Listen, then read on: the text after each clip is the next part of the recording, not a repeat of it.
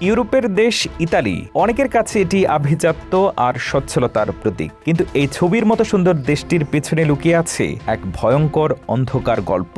প্রতি বছর হাজার হাজার বাংলাদেশের যুবক উন্নত জীবনের আশায় ভিটেমাটি বিক্রি করে পাড়ি জমান ইতালির পথে। কিন্তু তারা কি জানেন এই পথ কতটা পিচ্ছিল?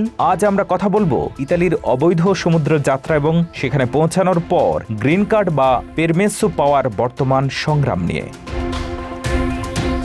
দালালের প্রলোভনে পড়ে তরুণরা লিবিয়ার মরুভূমি পাড়ি দিয়ে ভূমধ্য সাগরের তীরে পৌঁছান।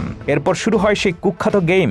একটি ছোট প্লাস্টিকের নৌকায় ধারণ ক্ষমতার চেয়ে ৩ গুণ বেশি মানুষ নিয়ে উত্তাল সমুদ্রে ভাসিয়ে দেওয়া হয়। মাঝ সমুদ্রে নৌকা ডুবিতে কত শত প্রাণ ঝরে যাচ্ছে তার কোনো সঠিক হিসেব নেই।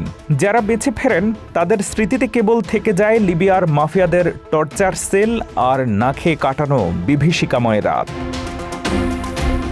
সমুদ্র পাড়ি দিয়ে ইতালিতে পা রাখলে কি মুক্তি মেলে?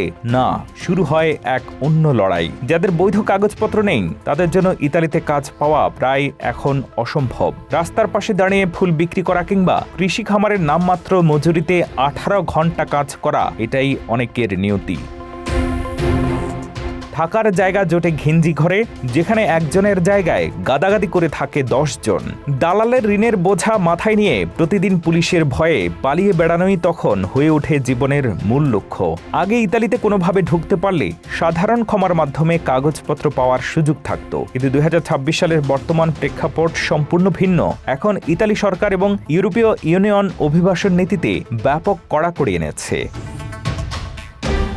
নতুন নিয়ম অনুযায়ী শুধু কর্মসংস্থান থাকলেই হবে না, আবেদনকারীর ব্যক্তিগত ইতিহাস এবং এমনকি সোশ্যাল মিডিয়ার কর্মকাণ্ড নিবিড়ভাবে পর্যবেক্ষণ করা হচ্ছে। অবৈধ পথে আসা ব্যক্তিদের জন্য এখন বৈধ হওয়া বা গ্রিন কার্ড পাওয়া আগের চেয়ে 10 গুণ বেশি কঠিন হয়ে পড়েছে।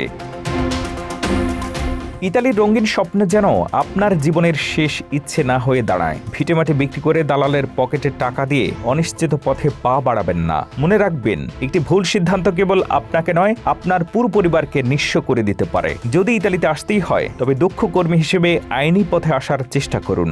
জীবন আপনার, তাই নিজের জীবনকে ঝুঁকিতে ফেলার আগে একবার ভাবুন।